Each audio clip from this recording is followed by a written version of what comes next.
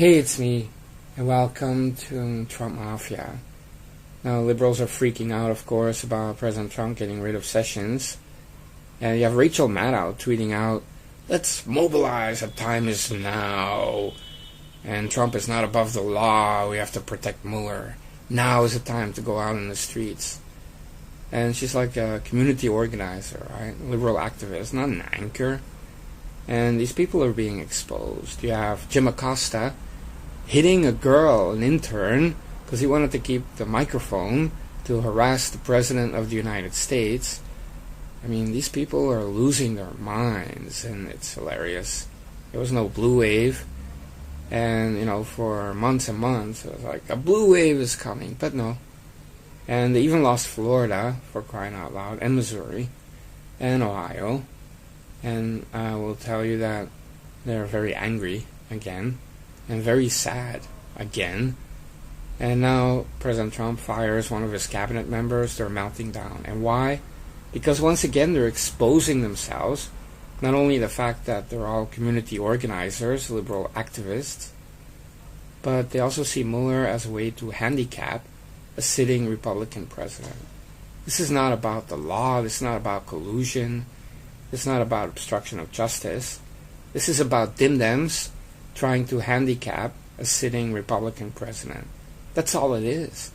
Because we're talking about left-wing activists and radicals. So whether it's Antifa or Rachel Maddow's troops, the mob, I don't care. They're just exposing themselves. And these people are not journalists or reporters in any way. I mean, they lie, they issue propaganda, and they organize mobs using their position on the networks to reach a lot of people, to organize mobs. And when it comes to the House, if Democrats start with the subpoenas and the investigations, it's going to backfire on them, because it'll mean a 2020 re-election of President Trump, guaranteed. But the Senate is now very strong. It's GOP. They can investigate anyone. And President Trump has the FBI and the DOJ, which by now is more cleaned up. I wouldn't call Jeff Sessions corrupt, but I will say that for some reason he was looking the other way when it came to the corruption of some of these people. Bruce Orr is still at the DOJ. I mean, that's incredible. And the Mueller probe, why is he even writing a report? That's not the job of a special counsel. Why has he spent 2 years and there's no crime? Because he's there to handicap a sitting U.S. president, and now they want to try to impeach a president. But they just have 11 reps, and they can all endanger themselves. In 2020, we'll just get back to majority in the House, and that's it. And then they're going to cry again, and they're going to organize mobs again. So these people are so far on the left, they have no common sense. They have no logic, no patriotism. They have nothing but hatred and jealousy. And they have this hunger for power.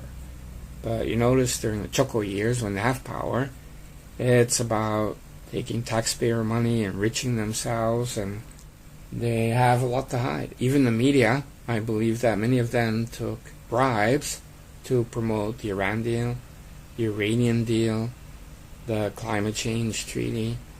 They're just part of the giant corruption that is out there, and much of it is left-wing. Not only left-wing, but most of it. Because that is their nature. They cannot perform, and they can only cheat and lie, and then when they lose anyway, they whine and cry, and they throw a fit. I mean, all the characteristics in a person that you would not want to see, they have it. From jealousy to bitterness and rage, it's all there. And they call themselves liberals. No, they're so constipated with hate, they can't function. Every day, they are more insane. And you see that. Rachel Maddow, if she's not crying on the air, she's organizing mobs on the air. Jim Acosta is assaulting interns, and he's shaking with anger. He doesn't know where he is. And all of these media people are just a reflection of the true far left-wing base. We're talking about people that are un-American and unhinged. President Trump is doing a fine job.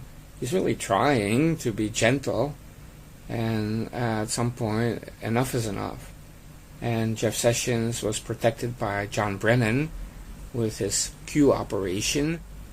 Trust Jeff Sessions, trust Trey Gowdy. Yeah, two people that really try their best not to help anyone who's trying to take down Hillary or some of the deep state people.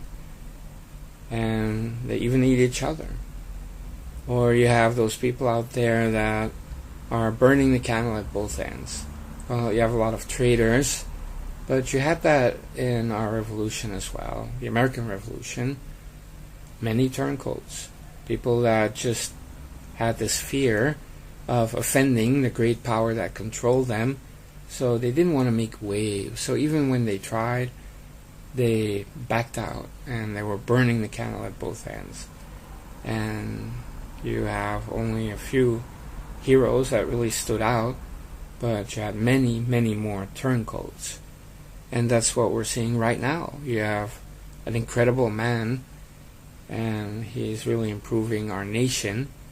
And you have a lot of turncoats. You have a lot of people that are happy to live in a corrupt nation that doesn't perform very well, because they see the USA as a giant ATM machine, and they don't see a land of opportunity. They see an artificial nation that never should have existed. Well, I disagree, and so does President Trump. We're talking about a unique president in the top 3 of all time. And so it's going to be hard for him to unite people when you have that many people on the far, far, far, far, far left. Let's just call them what they are. Communists. They're communists. Rachel Maddow is a communist. And you see that also with the leadership. You have Nancy Pelosi and Maxine Waters, and you see very old people that refuse to give up power, which is really like those images you saw from the old Soviet Union, where the leaders were like all 90 years old and refusing to give up power, and they control the people. And that's what these liberals want. And so now they don't like that President Trump acts like a president and fires a cabinet member for not performing. They're organizing mobs to go out on the street. I mean, they're radicals. It's so un-American. These people are nuts. And that's funny to me. I find it funny. It's funny to see how these people expose themselves. And okay, what is this mob going to do, right? Oh, they're going to change the world, right? Bunch of no-lifers, a mob in the street. And the other day I was telling some people, like, it's embarrassing for our nation that we have that many people. They're snowflakey, and they're always like getting on their high horse, while at the same time they're hitting women, raping women, they're organizing mobs, they're trying to terrorize people at their homes, or harassing people in restaurants. They're throwing bags with urine, and they're sitting on a high horse, saying that it's the other people that are the bad guys. Really? Really now? I mean, these people are freaking nuts. And I find it funny. It is funny if you think about it. And so don't worry about little house reps with their investigations and subpoena. The DOJ and the FBI, that's where the power is in terms of investigations and prosecutions. House reps are supposed to write bills and work for the nation, representing their districts. They're not supposed to be, CSI, Washington, D.C. or whatnot. It's pathetic. And Mueller, what an incompetent buffoon. I mean, if you're going to pick a special counsel, who the hell would pick this idiot? He was an FBI director. He's not even qualified to be a special counsel. He's not like a legal brainiac or anything like that. In fact, he's quite the opposite.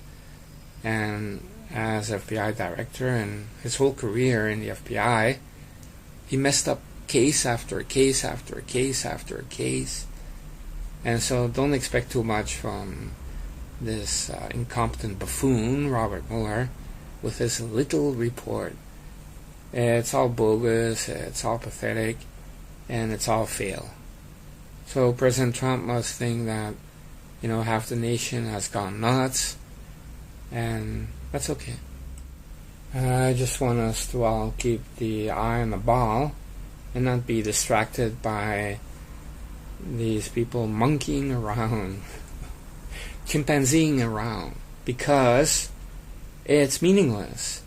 And stop listening to fake news, even on the right. Seal indictments and Q Brennan and all of that. Just forget about it. Focus on reality. Reality is beautiful. And never underestimate Donald Trump. That's a Trump rule. Don't break the Trump rule. So all these people getting all snowflakey and saying they cheated. You sound like liberals. Can you quit it? Can you try not to sound exactly like liberals with all the fake news and the fairy tales and the whining and the moaning about they cheated? And can we not act like liberals? Can we differentiate ourselves? Please try.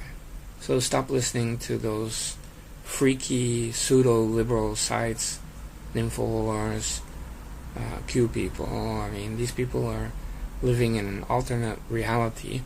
They're not helping Trump in any way. In fact, most of what they did actually chipped away some Trump support, and that's their purpose anyway. Focus on Trump, the results, the stats. We are winning. We're not going to stop winning.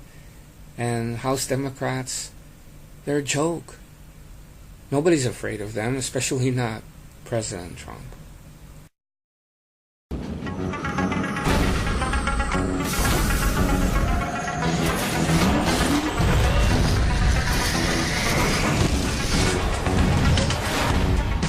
Shadowy flight into the dangerous world of a man who does not exist. A young loner on a crusade to champion the cause of the innocent, the helpless, the powerless, in a world of criminals who operate a